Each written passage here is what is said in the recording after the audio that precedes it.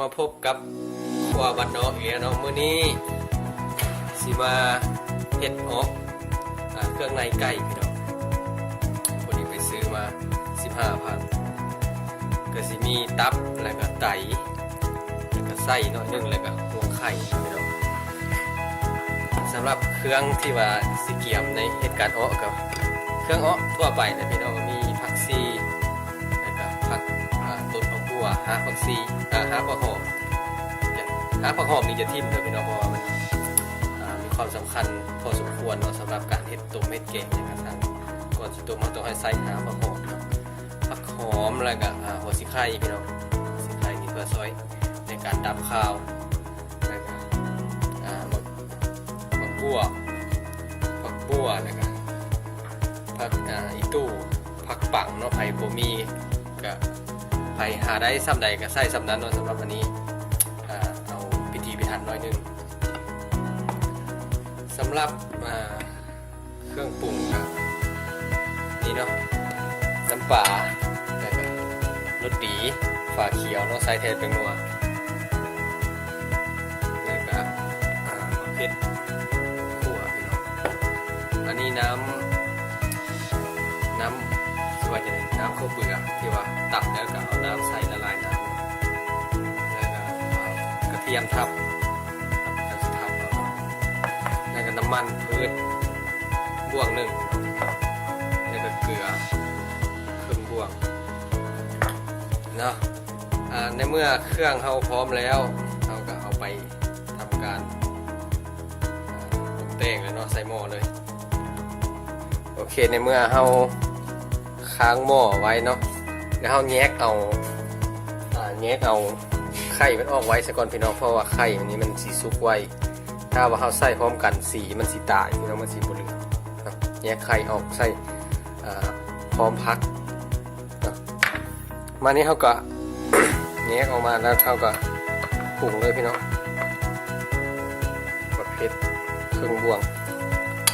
ใส่บักเผ็ดก็ใส่เผ็ดพี่น้อง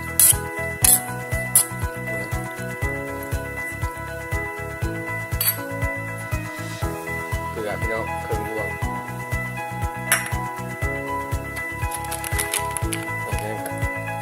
รสดีพี่น้องบ่ใส่ถึงเครื่องบวงนะรสดีเพราะว่ามันสี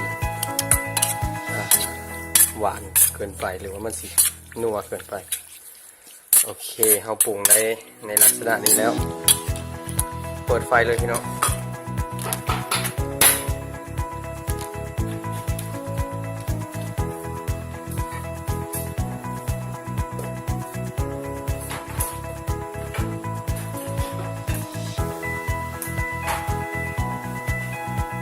น้ำมันพืชเราสิเหตุการคั่วกันเนาะพี่น้อง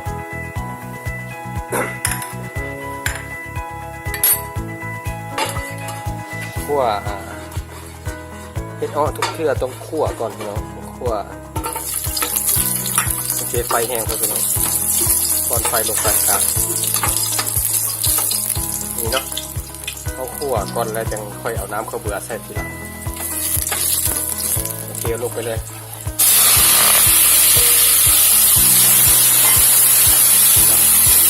คั่วให้สีมันตายก่อน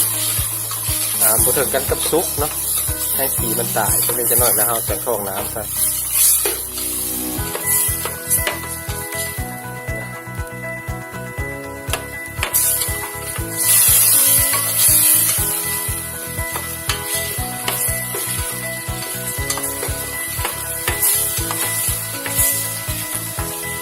คั่วไปในระยะนึงก่อนการคั่วนี้มันสิเพิ่มรสเพิ่มกลิ่นหอมขึ้นมาของกันเห็ดเพาะเนาะทุกครั้งข้าพเจ้าสูตรไผ่บุหูเดินสูตรข้าพเจ้าการเห็ดเพาะต้องได้คั่วก่อนโอเคเนาะคนลายตับมันสีมุ่นมันสีแตกซ้ำนี้ก็ว่ามันมากสีมันมากเลยนะน้ำข้าวเบื่อพี่น้องน้ำข้าวเบื่อพี่น้อง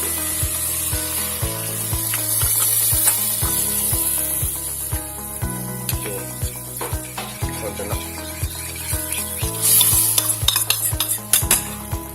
การใส่ข้าวเบื่อให้ไทยน้ำเพราะเอามันเหนียวเนาะมันขุ่นมันก็ไม่แนวอยู่แล้วเอาใส่ข้าวเบื่อถ้าน้ำเขามันน้อยเกินไปเนาะทำสำรองเลยพี่น้องใส่ตามที่ต้องการการเฮ็ดผมใส่น้ำหลายเนาะแค่ใส่น้ำหลายเขาซื้อกันมาเก็บโอเคจากนี้เขากระทามันซุปแล้วเขาจะค่อยใส่น้ำปลาหรือว่าฟ้าเขียวเนาะซอสฟ้าเขียว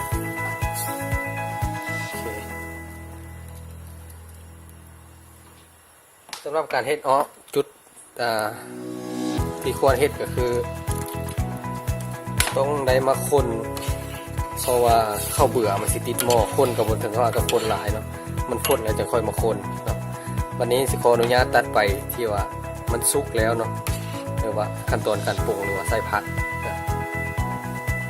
นี่ประมาณ10 นาทีเดี๋ยวค่อยมาเจอกันมันสุกไวอยู่ดอกเนาะแปลว่าเป็นเครื่องในมันเอาสุกไวกันเลยอันนั้นเนาะน้ำมันสีเหนียวพี่น้องนะการเฮ็ดวันนี้เราก็ใส่น้ำปลาพี่น้องบ่วงหนึ่งมักในใดปรุงเอาพี่น้องสำหรับข้าพเจ้ามักจีดจาดจังหน่อยโอเคใส่จาก2 บ่วงกับฝาเขียวเนาะวันนี้ก็ถึงขั้นตอนการใส่ผักเอาผักมาใส่นี่เนาะผักสำหรับผักที่ว่าซุกเนี้ยเราใส่ก่อนคือว่าบวบพี่น้องหัวสีไข่เนาะหัวสีไข่บวบลงก่อนมันเอาซุปยักษ์ในจังหน่อยโอเคอีกจัก3 นาทีแล้วก็จะค่อยเอาผักนี้ตามลงไปผักต่างๆตามลงไปเนาะกาบวบซุปเพราะว่าผักพวกนี้มันเป็นผักที่ว่าซุปง่ายถ้าเทียบใส่บวบเนาะครบ3 นาทีแล้วบวบเขาก็ค่อนข้างที่ซุกแล้วแต่ยังไม่ทันได้ซุกเด้อพี่น้องเอาอันนี้ใส่น้ำหลังเอาอันนี้ใส่ประมาณ2 นาทีแล้วค่อยเอาพักที่ว่าลงตำหลังเนาะพี่น้องพอดีพักซุกบวบกับซุกแล้วก็ไข่กับซุกไปพร้อมกันเนาะนี่คือสูตรเล็กๆน้อยๆที่เอามาแชร์กันนะเราถ้าอีกจัก3 นาทีพี่น้องเดี๋ยวค่อยเอาพักลงแล้วกันเอาพักลงอีก3 นาทีแล้วก็แม่นสำเร็จภารกิจเราเนาะตอนนี้ก็ครบ3 นาทีแล้วพี่น้องนี่ก็ถึงขั้นตอนการเอาพักลงเนาะอันนี้หาผักหอมกับหัวบัวแล้วก็ผักหอมป้อมผักซีผักปังอีตู้พี่น้องลงเลยโอเคนี่ลงพี่น้องนี่เนาะไข่ของมันก็เริ่มสุกแล้วแล้วพักเดี๋ยวพวกนี้มันซุกง่ายนะครับพี่น้องเอาไปเอามาบุฮอด3 นาทีสักประมาณ2 นาทีนี่ก็พอแล้วใส่พักแล้วมันจะมีกลิ่นหอมแบบขนาดพี่น้องหอมแล้วโอเคไฟแห้งพูดกระโปนนี่นะการเฮ็ดกินเฮ็ดง่ายๆพี่น้องเฮ็ดง่ายกินง่ายไปเฮ็ดเป็นเฮ็ดง่ายเองกินเองส่วนตัวข้าพเจ้าเป็นคนบ่มักซื้อของกินนอกนะเพราะว่าใจก็มักเฮ็ดกินแน่ซีเบิ่งพี่น้อง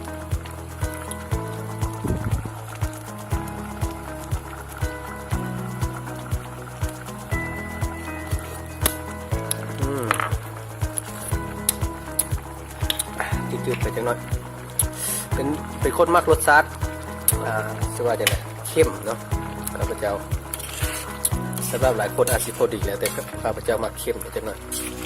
จุดดีของการเฮ็ดกินเองก็คือว่าปลอดภัยเนาะเขาว่าเขาใส่อย่างไปเขาถ้าว่า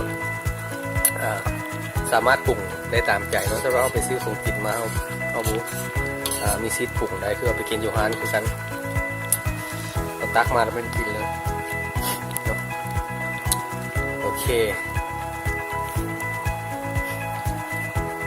สำเร็จแล้วพี่น้องเลยจงไว้โดนพักเราสีเหลืองเนาะ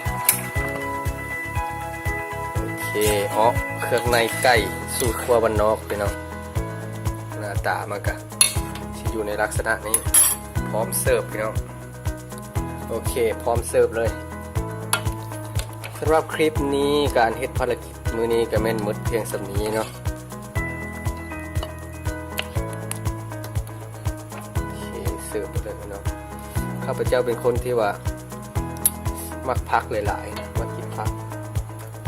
ไข่แม่นตักตำหลังมันสิได้งามพี่น้องนี่เนาะไต่เตยทั้งนั้นโอเคสำหรับคลิปนี้เมื่อสัปนี้พบกันใหม่ในคลิปต่อไปเนาะว่าสิเฮ็ดเมนูอย่าง